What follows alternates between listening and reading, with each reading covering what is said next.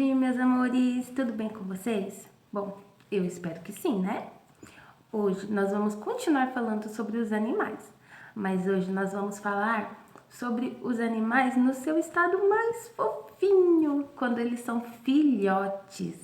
Vocês já viram algum animalzinho filhote?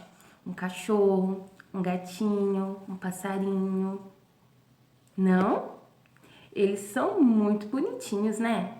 Mas olha, se você ainda não viu, hoje eu vou te dar uma tarefa. Você vai lá na internet com o papai, com a mamãe, você vai pesquisar fotos dos animaizinhos filhotes, tá bom?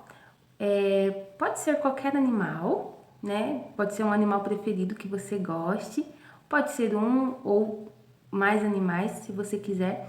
Então você vai lá e você vai pesquisar bem legal fotos dos animais filhotes. Depois, pede ajuda para o papai e para a mamãe para você escrever o nome desses animais, tá bom? Em letra bastão, beleza?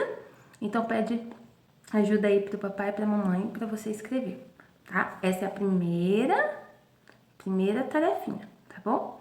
A segunda tarefinha, vocês vão lá na apostila e lá na atividade de hoje tem um álbum de fotografia onde mostra o azeitona e o mindinho filhotes, ó.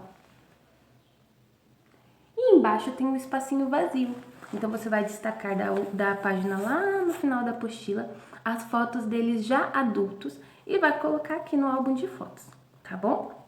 Então assim, hoje você vai fazer essas duas tarefinhas.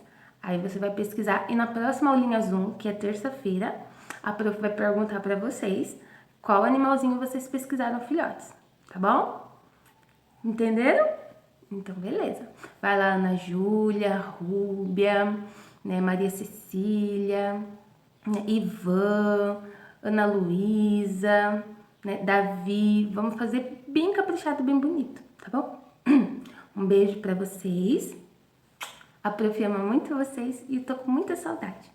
Beijo. Bye!